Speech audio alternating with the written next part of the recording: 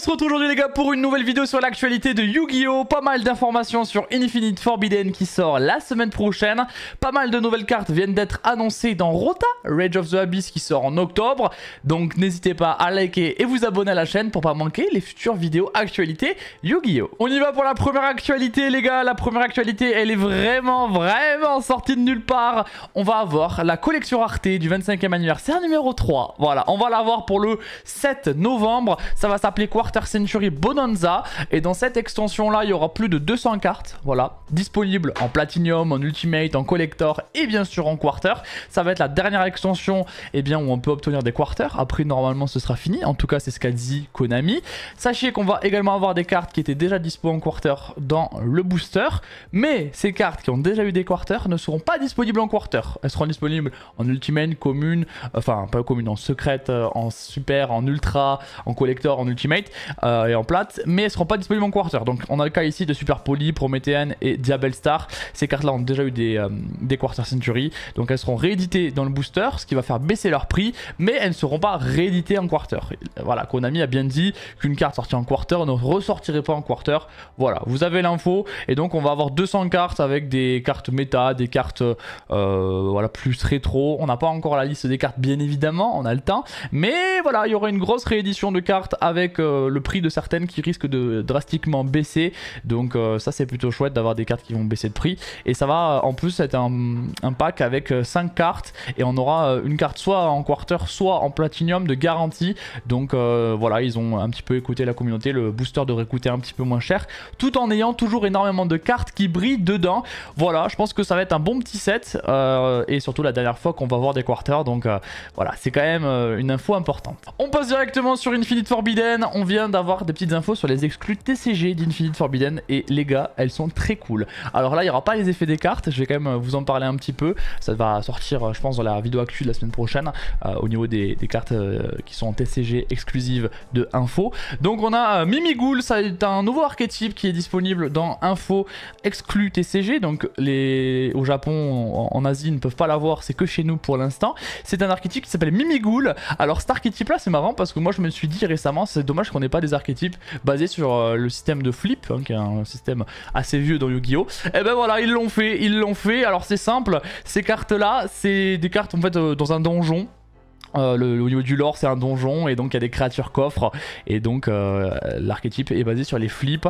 Donc voilà, on a eu quelques petites infos, quelques petits reveals de cartes, mais je vous en parlerai la semaine prochaine. Sachez que cet archétype là, en fait, il est simple. Vous pouvez spé depuis votre main des cartes qui ont un effet flip que vous pouvez spé chez l'adversaire, et ensuite vous allez avoir des cartes qui vont vous permettre de flip pendant votre tour les cartes de l'adversaire.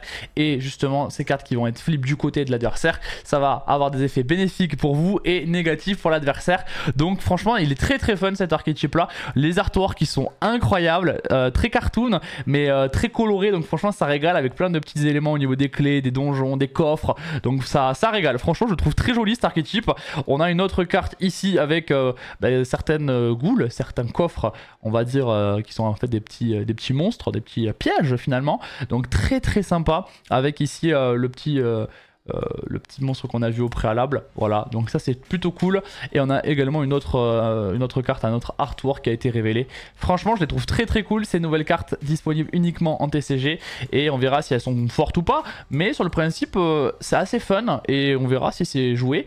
Mais voilà, mettre des monstres flip chez l'adversaire qu'on peut activer et que ça fait des trucs plus ou moins positifs, c'est quand même assez sympa au niveau du concept. On continue un petit peu avec info. Alors on a l'archétype millénaire, vous le savez, qui va sortir dans Infinite Forbidden, qui est un archétype pour le coup assez marrant, assez fun. Ça va être un deck, je pense, fait par certains parce qu'il est quand même plutôt marrant, avec donc des monstres qui peuvent s'invoquer dans la zone magie piège et qui ont des effets pour récupérer l'encre millénaire. Voilà, et en fait le but de ce deck là, c'est tout simplement d'invoquer Exodia, la nouvelle fusion. On a les infos des raretés des cartes, donc il y a 2 UR voilà, au niveau du bouclier de Sengenjin, des communes pour reflet et vierge, qui sont des cartes voilà, qui sont un peu moins fortes. Le golem qui est en commune aussi. L'incarné de l'instoppable Exodia, voilà son nom en français, qui va être en ultra rare, c'est la carte du booster.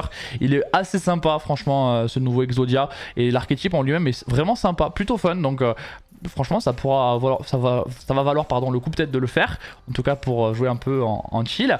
On a l'Ankh millénaire qui est en secret bien évidemment, on a eu d'ailleurs l'info de la plupart des cartes en secret d'info, mais on en parlera aussi je pense la semaine prochaine. Et donc on a également Embrasement de Destruction qui a été révélé en commune, et le Feu de la Rage Exode qui a été révélé en commune. Voilà un petit peu pour l'archétype millénaire. Avant de passer sur l'ensemble des cartes disponibles dans Rota qui viennent d'être révélées, et bien écoutez, on fait un petit tour au niveau du metagame OCG. Alors metagame OCG, c'est tout simplement les derniers tournois, les derniers résultats des tournois OCG. Sachez que la banlist là-bas elle est bien différente de chez nous, avec Snake Eye qui a pris un gros coup, mais on voit du coup que Yubel est passé devant Snake Eye. Voilà, avec les grosses diminutions du deck Snake Eye, avec les limitations de certaines cartes, ben voilà, il est forcément moins fort et Yubel est passé devant. Moi je trouve déjà que Yubel est très très fort, donc ça m'étonne pas. Et donc on a une recrudescence également de Rescue Ace avec l'affaiblissement de Snake Eye. Rescue Ace qui remonte clairement au niveau du metagame OCG, et Tempai redescend parce que le problème de Tempai c'est qu'il a un très mauvais match-up contre Yubel, et donc il est un peu moins plébiscité, un peu moins joué parce qu'on a une recrudescence de Yubel. Voilà, et ensuite des cartes,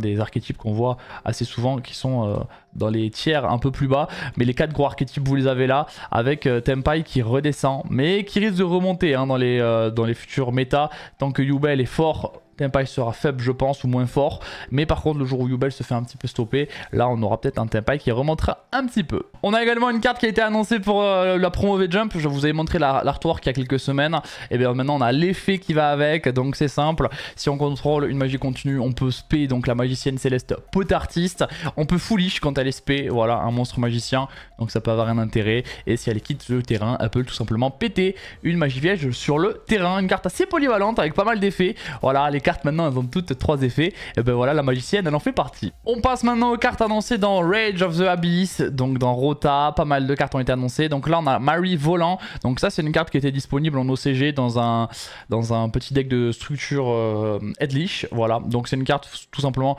où vous allez pouvoir reborn depuis le cimetière au bannissement un Deadlish, voilà, et ensuite vous allez pouvoir péter, vu qu'elle va se retrouver en magie continue, une carte de l'adversaire qui a une attaque inférieure ou égale à celle que vous contrôlez.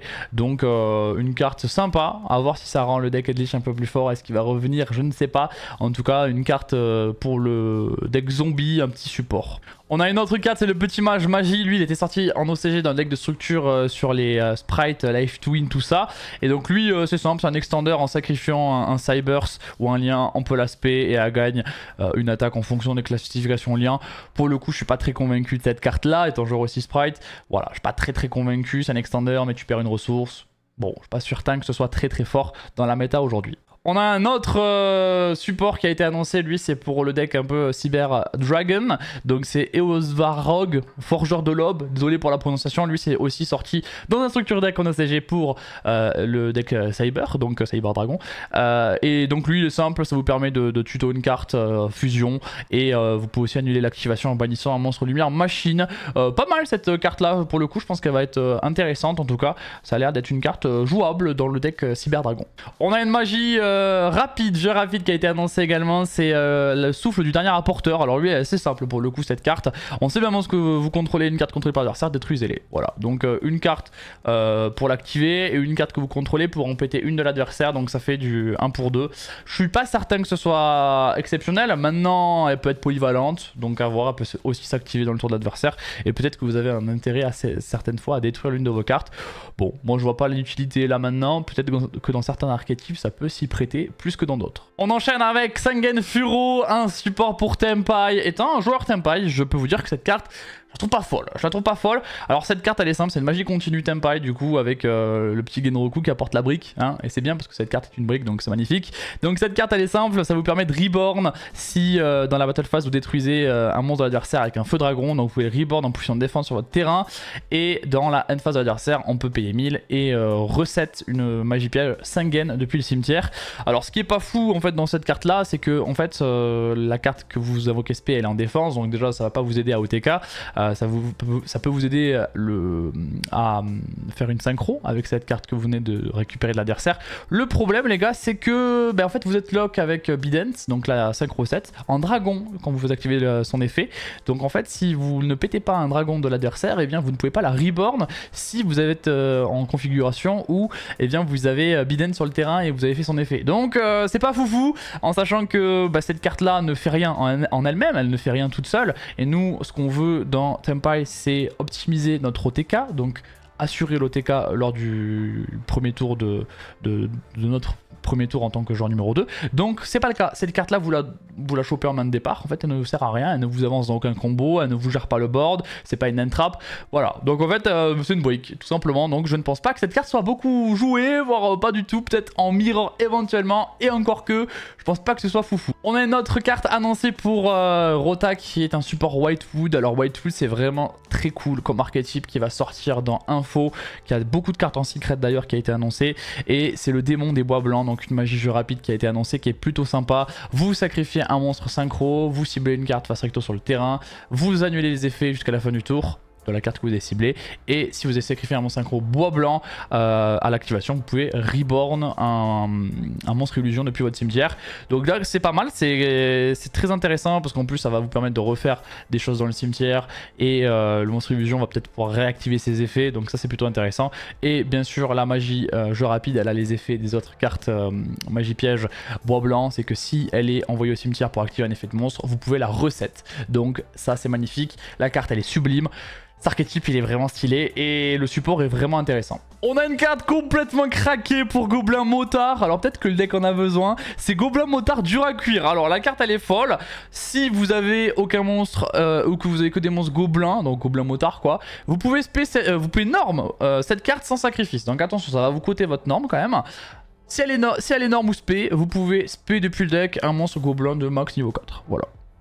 Enfin de niveau 4 ou moins. Donc c'est plutôt gratuit, donc vous pouvez l'invoquer normalement sans sacrifice, vous pouvez SP depuis le deck, et en plus vous pouvez, si cette carte elle est envoyée au cimetière, l'attacher comme matériel X6 d'un monstre gobelin. Bon, cette carte elle fait quand même beaucoup de choses, hein, à voir si c'est fort, mais elle fait pas mal de choses en elle-même, donc ça va être intéressant de voir si elle est jouée. En tout cas ça a l'air d'être costaud comme support. On a également une magie jeu rapide qui a été annoncée pour Gobelin Motard, donc le support ça continue avec cette carte où vous pouvez sacrifier un monstre et SP un monstre gobelin depuis le deck, mais il peut pas attaquer ce tour, et ensuite lorsqu'il y a un monstre qui déclare une attaque, vous pouvez bannir cette carte depuis le cimetière pour faire perdre 1000 d'attaque à tous les monstres de l'adversaire pour chaque matériel détaché. Bon voilà, en gros c'est une carte qui va vous permettre en déclaration d'attaque de faire perdre un peu d'attaque pour passer un peu plus les phases de combat. On a également la crise fracassante des gobelins motards, c'est un piège continu. Donc lui c'est simple, vous pouvez cibler un gobelin sur le terrain et un monstre contrôlé par l'adversaire et les bannir tous les deux. Ou alors un monstre gobelin dans votre cimetière et un monstre de l'adversaire dans le cimetière et les bannir tous les deux. Ça va vous permettre de gérer un petit peu les ressources de l'adversaire. Donc une carte pas inintéressante, à voir si elle est tutorisable. Je connais pas assez bien gobelin motard, je pense qu'elle doit être tutorisable d'une manière ou d'une autre. Et donc la jouer en one-off, je pense que c'est pas une mauvaise carte qui peut être plutôt intéressante et qui permet de gérer certaines situations. Nous avons un tout nouvel archétype qui a été annoncé. C'est Azamina, c'est un archétype fusion qui a été donc annoncé pour Rota, et donc c'est toujours dans le lore un petit peu de Butin du Péché, de Whitewood, c'est ce lore commun qui a donc maintenant Azamina avec lui, donc Azamina mu Rcielago, donc Rcielago, on avait une carte Whitewood qui était avec quasiment le même nom, donc cette carte là, donc c'est du niveau 6 illusion. Attention, donc c'est une illusion. Et cette carte, quand elle est invoquée par fusion, ça vous permet de tuto une carte Azamina ou Butin du Péché. Quand elle est envoyée au cimetière parce qu'elle a été détruite au combat ou par un effet de carte, vous pouvez également ajouter une carte magie Butin du Péché depuis le deck à votre main. Donc elle vous permet de tuto 2 fois. Et elle a un effet passif où les monstres contrôlés par votre adversaire perdent 500 d'attaque def pour chaque monstre Azamina que l'on contrôle. On a également Azamina Rea Silvera. Les artworks sont exceptionnels, hein, vraiment, c'est magnifique. Je vous montre ça un peu plus près. Donc elle a 3 effets. Cette carte comme toutes les cartes récentes, donc déjà les dégâts de combat sont doublés avec les monstres Azamina, donc ça c'est pas mal. On a également la possibilité quand cette carte est détruite au combat ou par effet de tuto un piège Butin du Péché, donc l'autre c'était la magie, celle-là c'est la piège, et elle a un effet rapide assez sympa où elle peut se sacrifier pour annuler un effet de carte ou une carte de l'adversaire carrément, donc c'est pas mal. C'est une carte assez polyvalente et qui donc fait de la recovery vu que vous pouvez récupérer un piège quand elle est détruite. Nous avons un autre monstre de niveau 6, c'est le petit Azamina Sol Erichton. bien prononcé, tout va bien, qui a 2 effets. Donc quand elle est invoquée par fusion, vous pouvez cibler une carte sur le terrain et envoyer-la au cimetière. Donc ça ne cible pas, ça ne détruit pas, c'est magnifique, ça l'envoie au cimetière. Donc ça c'est fort parce que envoyer au cimetière, c'est au niveau de l'écriture, ça vous permet de contourner pas mal de cartes. Et dans chaque stand-by phase, vous pouvez cibler une carte magie, non une carte juste Azamina ou Butin du Péché dans le cimetière et l'ajouter à votre main. Donc vous pouvez faire un peu de recovery avec cette carte également qui a une grosse attaque vu qu'elle a 2700. Et enfin nous avons un peu le boss monster de Azamina, donc Azamina Moa Regina, qui est vraiment très intéressante parce que vous pouvez cibler un monstre illusion dans le cimetière et le reborn.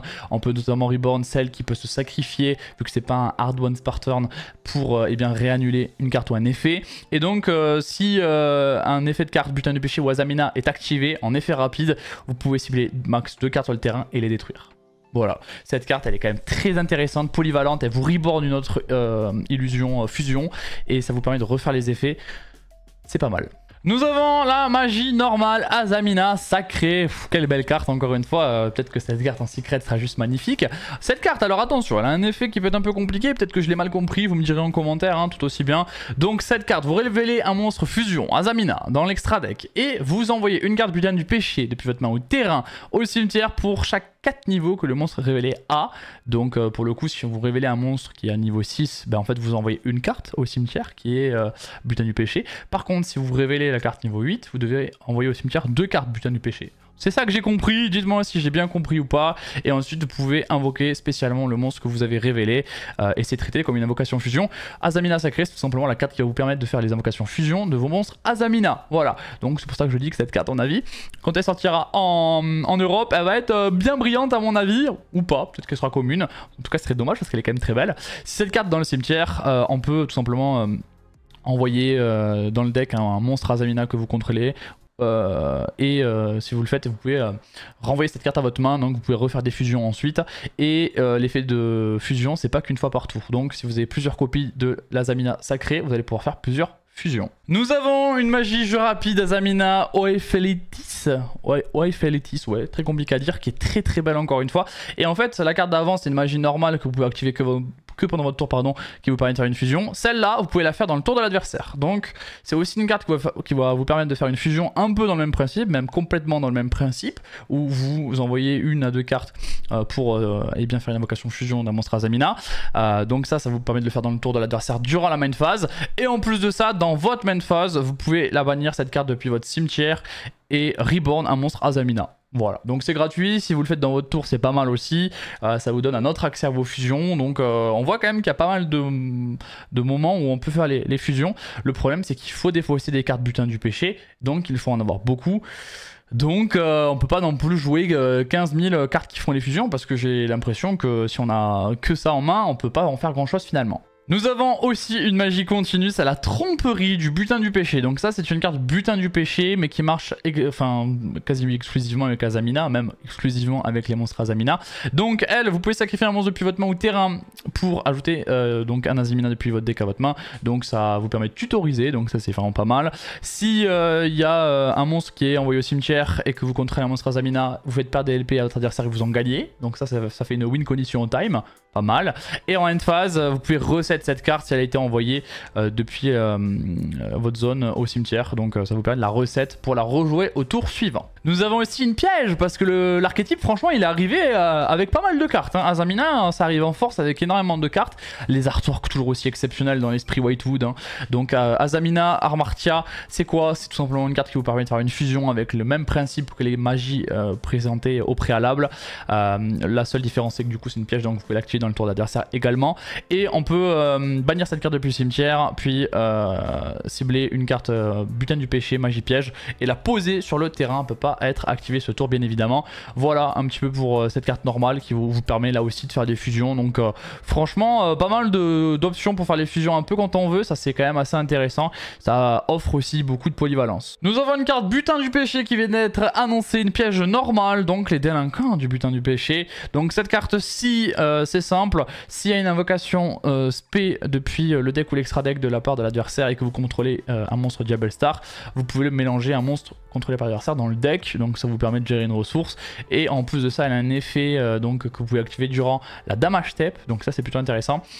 Si un monstre Diablo Star que vous contrôlez est en train d'attaquer, donc de combattre avec un monstre de l'adversaire. On peut bannir cette carte et diviser par 2 l'attaque du monstre de l'adversaire jusqu'à la fin du tour.